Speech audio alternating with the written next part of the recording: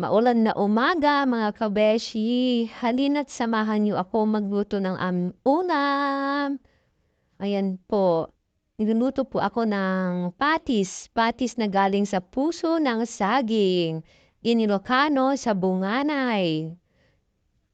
Nung isang araw pa yan nandito, bigay ng aking father. Pero ngayon lang ako may time na magluto ng ganyan kasi ang ganda ng weather, sarap kumain, masarap mag-only rice ngayon. Kahit ganyan lang yung ulam, mapaparami ang kanin. 'Di ba? Sold na. Basta pag nagluto ka, samahan mo siya ng pagmamahal.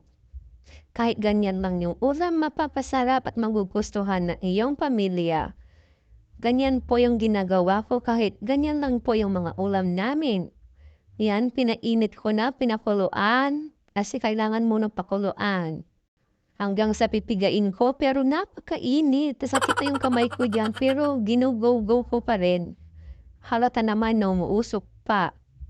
Kaya yan, buti. Pwede na siyang pigain. Kasi tinutok ko yan sa electric pan, kaya kayang-kaya ko na siyang pigain. Kering-kere na, di ba? Hindi na siya mausok-usok, hindi na siya mainit, hindi na mapapasok ang aking kamay. Tiis-tiis lang para sa pagkain, di ba? Para sa uulamin. Masarap yan, try nyo guys. Yan yung isang paborito namin na gulay na ginaganyan. Yung mga anak ko, hindi mahilig sa gulay, pero pag ganyan niluluto ko, napaparami yung kanins nila. Napapasarap sila. Kasi nga masarap naman. Masarap yan, try nyo guys. Cool, ano yan. Maraming masustansya rin yan guys. Kaya try nyo pag may puso ng saging kayo. Ayan, napiga-piga ko na. Susunod na yan, lalagyan ko na rin na yan ng oregano mamaya. Pero sayang din kasing natira, kaya kukunin ko pa rin. Sayang din yan. Ayan. Tapos dyan, naglalagay na ako ng mga pampalasa para, pampalasa para sumarap, para maluto na't natito ko na mananghalian na. Ayan, wala na siyang mainit. Lagyan ko ng sibuyas, onion. Tapos may garlic din na konti. Masarap kasi pag may garlic, mabango. Tapos nagyan ko rin ng magic sarap. Yan, pampalasa lang naman. Kasi hindi naman ako nagdalaga ng betchin. Magic sarap lang. Pag ganyan kasi mapapasarap yung ulam eh. Diba? May sarap na nga, may magic pa, diba?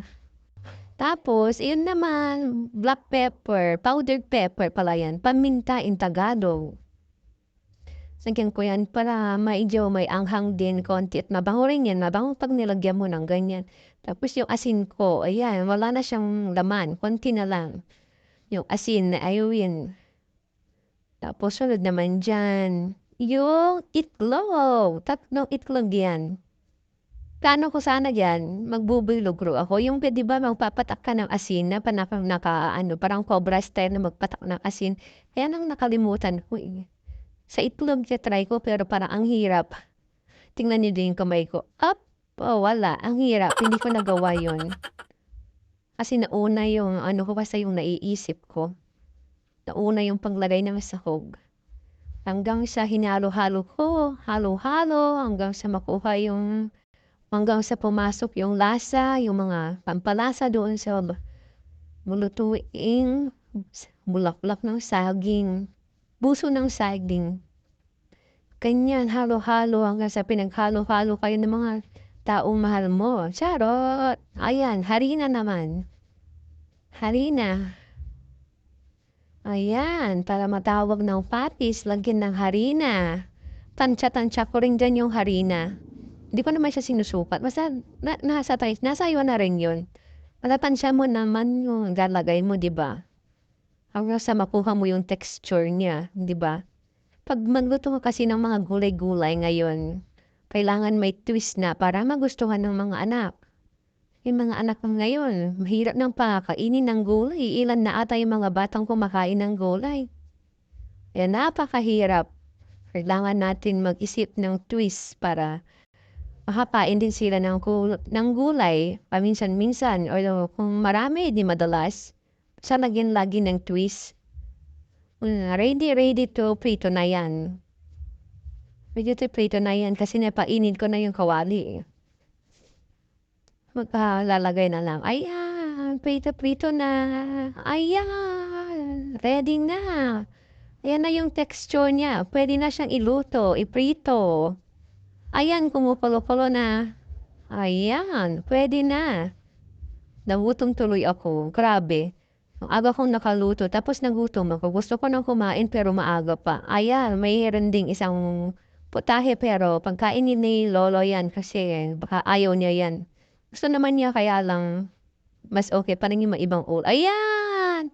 Nakaluto na ako. Tapos may pritong sili pa. Appetizer niya yan. Pritong sili. Thank you for watching!